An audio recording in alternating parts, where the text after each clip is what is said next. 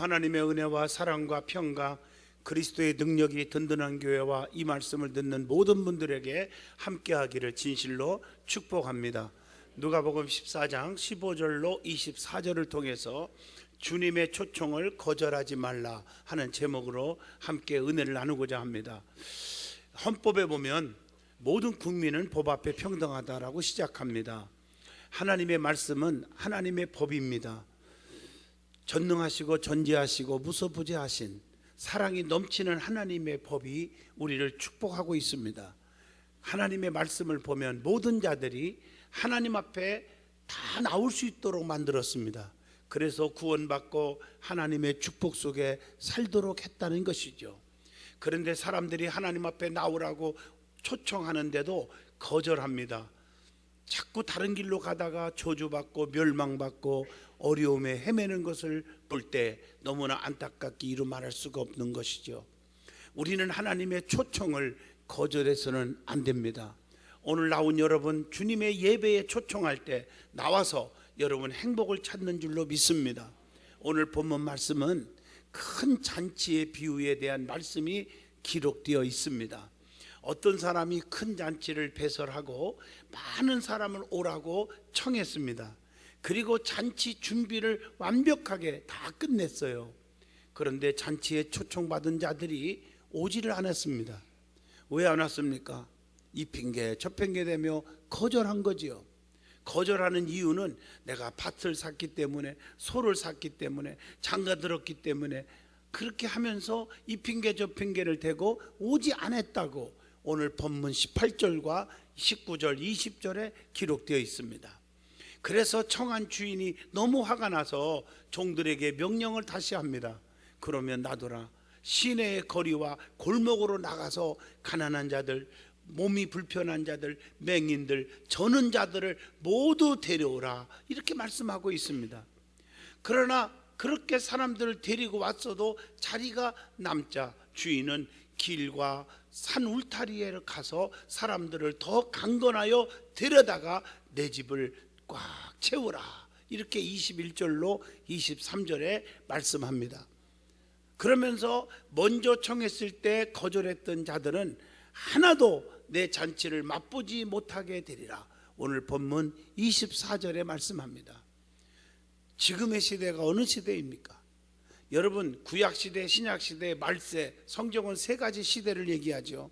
구약시대는 성부 하나님, 신약시대는 성자 하나님, 말세에는 성령 하나님이 역사하는 시대 아니겠습니까? 지금은 주님이 하늘로 승천하시면서 마지막 세 가지 말씀, 성령을 받아야 신앙을 지키니까 성령 충만해라. 두 번째, 성령 임하면 권능이 올 텐데 땅끝까지 증인이 되라.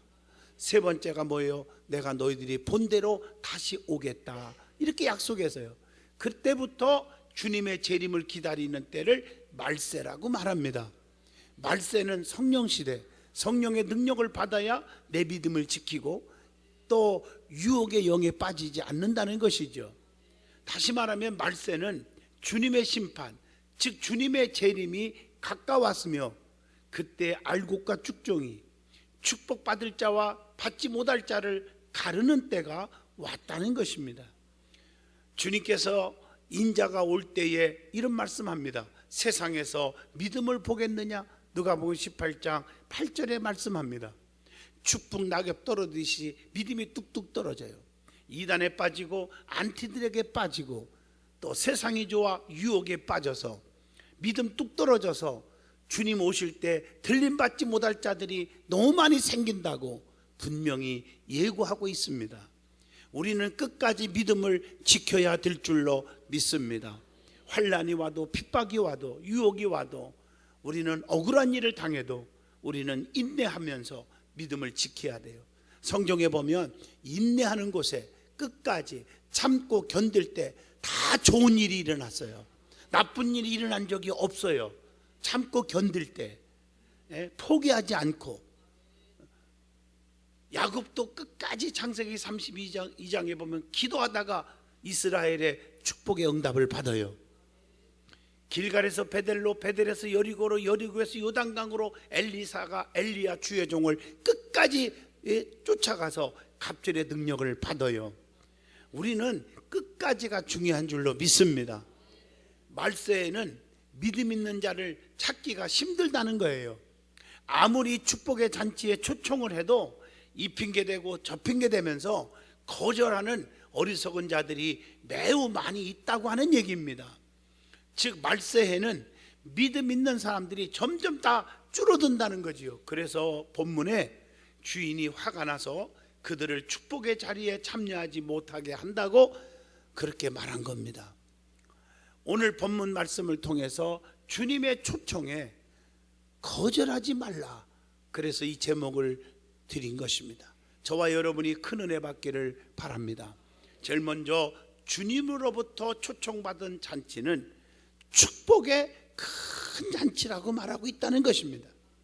성경에 나오는 잔치는 무엇이라고 비유로 말씀했는지를 찾아봅니다. 성경에 잔치 얘기가 많이 나와 있어요. 첫째가 누가복음 14장 8절입니다. 혼인잔치가 있다고 해서 혼인잔치. 혼인잔치는 즐거운 잔치요, 축복하는 잔치입니다. 예수님께서 가나의 혼인잔치집에 포도주가 떨어졌어요. 슬픔과 낙심과 너무 괴롭고 망신당하는 잔치가 되었는데 우리 주님이 개입하셔서 물로 포도주가 되게 하는 기적을 베풀었어요. 그래서 영광의 잔치, 행복의 잔치, 축복의 잔치로 변하게 했다고 요한복음 2장 11절에 말씀하고 계십니다. 두 번째로는 큰 잔치가 있다고 본문 16절에 말씀하고 계십니다. 하나님의 큰 잔치에는 모든 것들이 다 준비되어 있어요. 본문 17절 보면요, 잔치할 시각에 그 청하였던 자들에게 종을 보내어 이르되 오소서 모든 것이 준비되었나이다, 이렇게 말하고 있어요. 먹을 거, 입을 거, 쓸 거 등등 모든 것에 부족함이 없는 축복의 잔치로 준비했단 말이죠. 이런 잔치를 거절해서는 안 되지 않겠습니까? 우리가요 정말 하나님이 초청해서 예배 나와가지고 말씀 듣다가 어떤 사람은요 자살해 죽으려고 생각했다가 하나님께서 그의 마음을 고쳐서 사는 역사, 소망 갖는 역사로 바꿔진 간증들이 얼마나 많습니까? 병든 자들이 살아나고 죽을 자가 살고 문제가 해결된 잔치 예배가 얼마나 많은지 아십니까? 우리 주님은 우리를 풍성하게 축복 주려고 다 준비해 놓고 초청하고 있다는 것입니다. 세 번째로는 어린 양의 혼인잔치가 있다고 계시록 19장 9절에 말씀합니다. 어린 양의 혼인잔치에 참여하는 자는 복이 있도다, 이렇게 말씀하고 있어요. 성도는 예수님의 신부입니다. 예수님은 우리의 영원한 신랑이 되신다고 말씀합니다. 준비 잘해서 주님과 혼인잔치에서 분명히 만날 수 있기를 축복합니다. 그런데 여러분, 세상에서도 시집 갈 때 보면 처녀가 신랑 만날 때 아무리 가난해도 기본 준비는 하더라고요. 목욕하지요, 새 옷 입지요, 입기 전에 미용실 들려서 훅거시를 하든지 지바고를 하든지 파마를 하든지 구름 후 파운데이션 바르고 여유가 있으면 아이크림도 좀 바르고, 그리고 나타나지 않겠습니까? 김치 담다가 새우젓 튕긴 거, 냄새 나는 거, 그거 입고서는 야 결혼식에 가자 하고 코를 풀고 그리고 나오는 신부가 어디 있냔 말이에요. 우리 예수님이 나의 영원한 신랑인데 신부된 성도가 만날 때 준비하는 자세가 있지 않겠습니까? 그게 성경에 자세히 기록되어 있어요.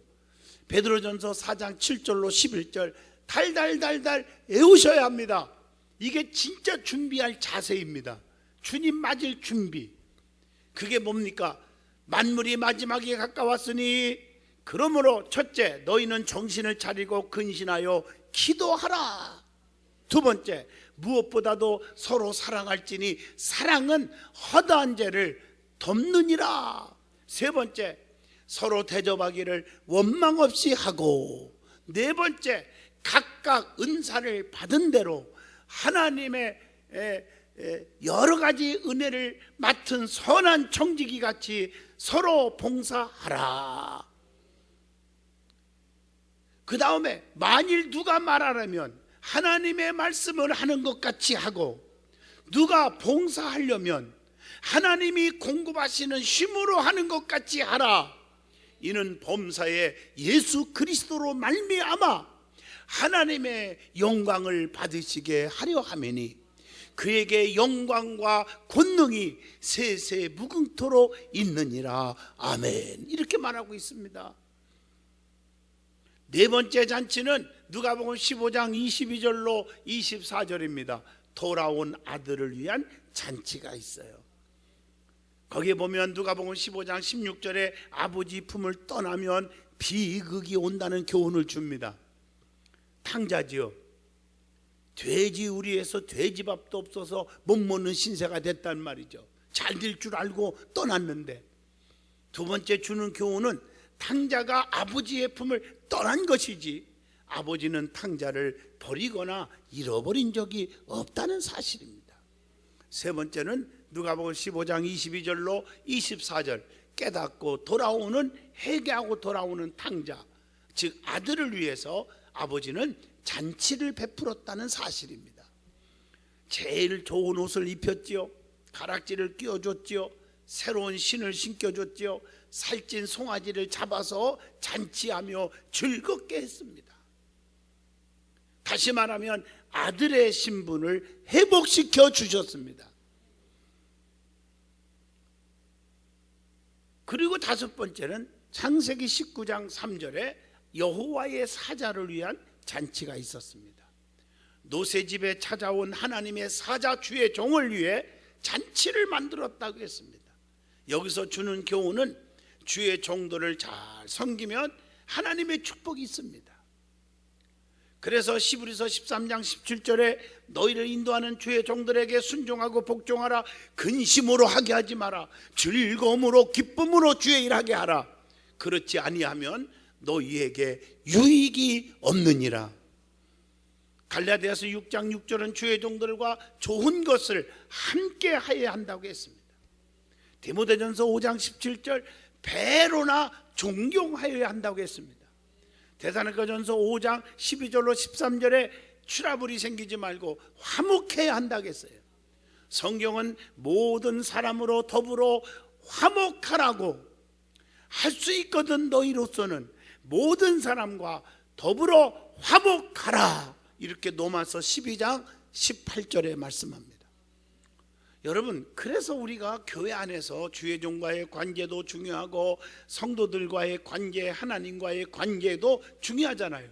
성경에 나오는 바람직한 관계가 있어요. 그게 무슨 관계가 아주 바람직한 관계일까? 디모데전서 1장 3절로 4절 믿음직한 관계, 저 사람은 믿을만해.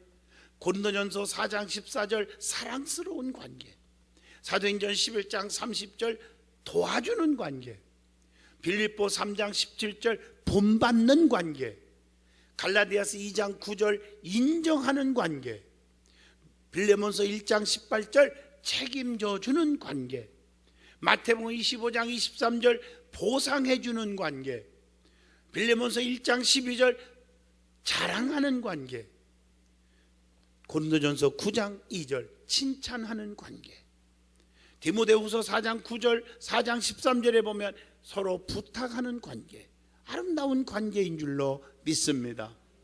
그래서 우리가 항상 관계 중에 특별히 주의 종과의 관계, 목자와 양의 관계, 하나님은 정말 선한 목자, 우리는 그의 양이라고 그랬거든요. 그래서 양들이 복받는 길이 있어요.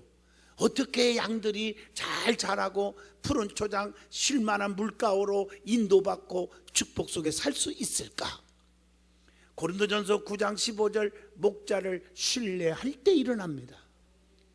요한복음 10장 4절 목자를 따라가야 돼. 따라가야 돼. 따라가야 돼. 따라가야 돼. 요한복음 10장 14절 목자를 알아보아야 됩니다. 갈라디아서 6장 6절 목자를 대접할 줄 알아야 돼. 히브리서 13장 17절 목자를 위로하고 기뻐 기쁨 있게 해줘야 돼요. 요한복음 10장 3절 목자의 음성을 들을 줄 알아야 됩니다. 에베소 6장 19절 목자를 위해서 기도하여야 합니다. 디모데후서 4장 10절 목자를 떠나서는 안 된다는 것입니다. 요한복음 6장 35절 목자가 주는 양식을 아멘으로 먹어야 할 줄로 믿습니다. 요한복음 10장 29절 목자의 품에 있어야 된다. 성경에 수도 없이 우리에게 가르쳐주고 있습니다. 두 번째 은혜 받을 말씀은 본문 18절로 20절입니다. 주님의 초청을 거절한 어리석은 자들의 핑계가 무엇인지를 알려주고 있습니다. 초청에 거절한 것에 대한 교훈이 뭘까요? 초청받은 자들 모두가 똑같이 거절하는 핑계를 끊임없이 제시했다는 것입니다. 초청한 사람을 거절한 초청받은 자의 행동은 처음 사랑을 저버린 행위의 상징으로 볼 수가 있습니다. 주님을 영접한 자는 처음 사랑을 끝까지 지켜야 합니다. 주님을 영접한 자도 마찬가지예요. 처음 주님의 사랑을 끝까지 지켜야 합니다. 이들은 집단적으로 함께 행동을 같이 했어요. 오늘 집단적으로 행동하는 사람은 좋은 결과가 없습니다. 교회 안에서도 끼리끼리 모여서 집단적으로 불평하고, 이들의 거절은 다 변명에 지나지 않았어요. 교회 안에서도 변명으로 거짓으로 속인 것을 하나님께서 진노하시지 않았습니까? 그래서 오늘 본문 21절에 주인이 노한 겁니다. 화가 난 거예요. 화가 난 거예요. 하나님께서 책망하시고 하나님께서 화내셨다는 거예요. 그들이 거절한 것은 주인에게 도전한 것과 같았습니다. 성경을 보면요, 예수님이 그렇게 좋으시고 사랑이 많으시지만 가끔 화내신 곳이 있어요. 언제 화냈을까요? 마태복음 21장 19절 열매가 없을 때 화를 내셨어요. 열매 없는 나무는 죽은 나무입니다. 열매를 맺으면 요한복음 15장 8절 너희가 열매를 많이 맺으면 내 아버지께서 영광을 받으실 것이요 너희는 내 제자가 되리라, 이렇게 말씀하고 계시지 않습니까? 두 번째로는 깨끗해야 할 곳이 더러워졌을 때 화를 냈습니다. 요한복음 2장 14절로 15절입니다. 우리 주님은 성전이 깨끗이 보존되기를 원하셨습니다. 교회 안에서 이기적이고 싸우고 이런 거 원하지 않아요. 내 집은 만민이 기도하는 집이라고 이렇게 말씀합니다. 주님의 원하시는 것은 성도들의 거룩함에 있습니다. 베드로전서 1장 15절에 말씀합니다. 오직 너희를 부르신 거룩한 이처럼 너희도 모든 행실에 거룩한 자가 되라 말씀합니다. 자기를 깨끗게 하면 귀하게 쓰임받는 그릇이 된다고 디모데후서 2장 21절에 말씀하고 계십니다. 그리고 세 번째, 우리 주님은 외식하는 사람들을 책망하셨다는 것, 마태복음 23장 23절에 말씀합니다. 거짓 충성하는 사람들은 진노를 당했음을 사도행전 5장 10절에 말씀합니다. 믿음의 사람은 하나님 앞에, 사람들 앞에, 교회 앞에, 주의종 앞에, 성도들 앞에 진실하셔야 합니다. 그래서 예배를 드릴 때도 하나님은 영이시니 요한복음 4장 24절 예배하는 자가 영과 진리로 예배할지니라 라고 말씀합니다. 그래서 기도할 때도 형식적인 기도보다 너희가 나를 간절히 찾는 자가 나를 만날 것이다, 이렇게 말씀하고 계십니다. 진실이 없는 예배를 드리니까 믿음이 자라지를 않는 것입니다. 그 다음에 주님의 초청에 거절한 핑계가 무엇인지를 찾아봅니다. 오늘 첫째 18절 본문에 보면 밭을 샀기 때문에 나가봐야 한다, 이렇게 말합니다. 여러분, 변명은 가기 싫은 핑계에 불과합니다. 하나님 말씀보다 자기 사업에 바쁜 사람들을 얘기합니다. 사업도 하나님 말씀대로 해야 잘 되는 것입니다. 자기 중심으로 하면 망하는 거예요. 재물 때문에 하나님 나라에 그래서 들어가기가 힘든 것이라고 누가복음 18장 24절에 교훈하고 있습니다. 그리고 세상을 사랑하는 자는 아버지의 사랑이 없다고 요한일서 2장 15절로 16절. 너무 세상이 너무 좋은 거예요. 이것이 신앙생활의 걸림돌이 되는 것입니다. 그래서 마태복음 6장 21절에 내 보물이 있는 그곳에도 내 마음도 있느니라. 재물이 있는 곳에 마음도 따라가게 되는 거예요. 주님을 제끼고 돈 따라가다가 끝나는 것입니다. 두 번째는 본문 19절입니다. 소를 샀기 때문에 못 간다 이렇게 거절했어요. 집안일에 관심이 있어 말씀을 소홀히 하는 사람을 얘기합니다. 집안도 말씀으로 평안해짐을 깨달아야 합니다. 새로운 것에 대한 호기심이 초청을 거절한 겁니다. 소 5겨리를 샀기 때문에 시험하러 가야 합니다. 이렇게 말해요. 그 다음에 부하려 하는 자는 멸망에 빠질 수 있다고 하는 교훈을 여기서 줍니다. 디모데전서 6장 9절로 10절의 말씀, 부하려 하는 자들은 시험과 올무와 여러 가지 어리석고 해로운 욕심에 떨어지나니 곧 사람으로 파멸과 멸망에 빠지게 하는 것이라.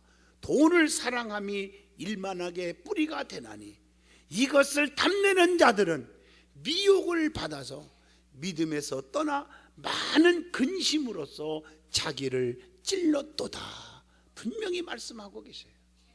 그래서 마태복음 6장 24절에 두 주인을 섬기지 못할 것이니 이는 미워하고 저를 사랑하거나 혹은 이를 중히 여기고 저를 경히 여김이니라. 너희가 하나님과 재물을 겸하여 섬기지 못하느니라.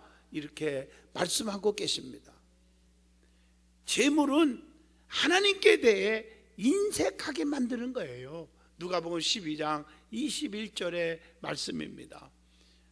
세 번째 핑계가 뭘까요? 본문 20절에 장가 들었으니 가지 못하겠노라 하는지라 이렇게 말하고 있어요. 이 말은 영적으로 하나님이 초청할 때, 오늘 교회에 초청하실 때 거절했다 말입니다. 부부간의 문제도 남편의 핍박으로 또는 서로 즐기기 위해서 말씀을 소홀히 하면 안 됩니다. 여러분 마태복음 24장 38절로 39절을 보면 노아 홍수 심판 전날까지 먹자 마시자 장가가고 시집가고 즐기자 하면서 홍수 심판을 당하여 다 멸망까지 깨닫지 못하였다고 했습니다. 때로는 누가복음 14장 26절에 예수님의 제자가 되기 위해서 가족도 미워해야 할 때가 있다고 그래서 가르쳐 준 거예요. 사랑하는 성도 여러분, 주님이 부르실 때에 거절하지 않기를 바랍니다. 아무리 바빠도 주님의 부르심에 우선순위가 돼야 돼요. 먼저가 돼야 돼요. 먼저. 성경에 열왕기상 17장에 사르밧 과부가 먼저 드렸더니 굶어 죽는 게 아니라 떡가루 그릇에 떡가루가 기름독에 기름이 마르지 아니했다고 성경은 분명히 말씀하고 계십니다. 세 번째 주는 교훈은 본문 21절로 23절입니다. 잔치 자리에 대신 참여한 자들이 있었어요. 처음 초대했더니 다 거절했어. 다 놔둬라. 대신 참여시킨 사람, 주인이 먼저 초청받은 자들이 거절했을 때 진노하시면서 시내의 거리로 골목으로 나가서 가난한 자들과 몸이 불편한 자들, 맹인들과 저는 자들을 데리고 오라 하고 초청을 했고, 그래도 자리가 차지 않으니까 길가로 산을 울타리로 나가서 사람을 데려다가 내 집을 채우라 이렇게 말씀하고 계세요.